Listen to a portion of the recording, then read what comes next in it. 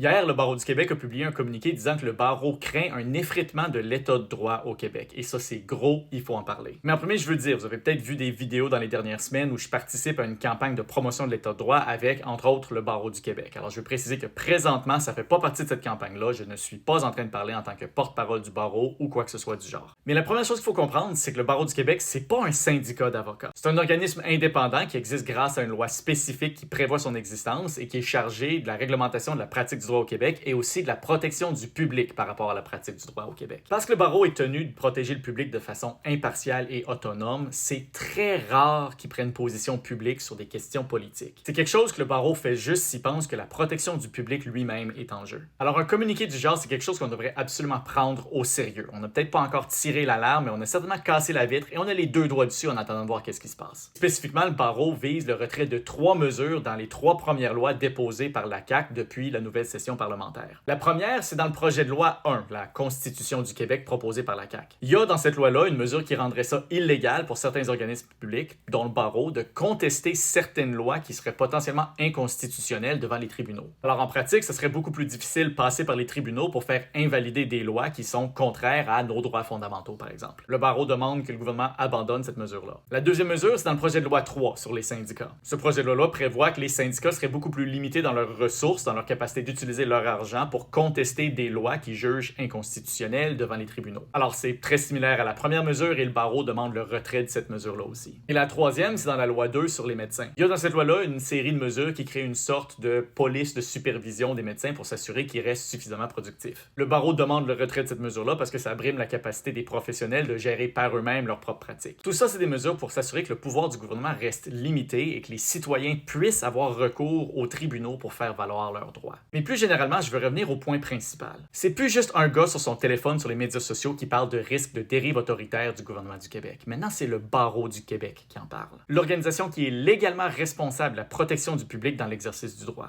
La question qu'il faut qu'on se pose maintenant, c'est est-ce que nous, en tant que société libre et démocratique, on va les écouter à temps?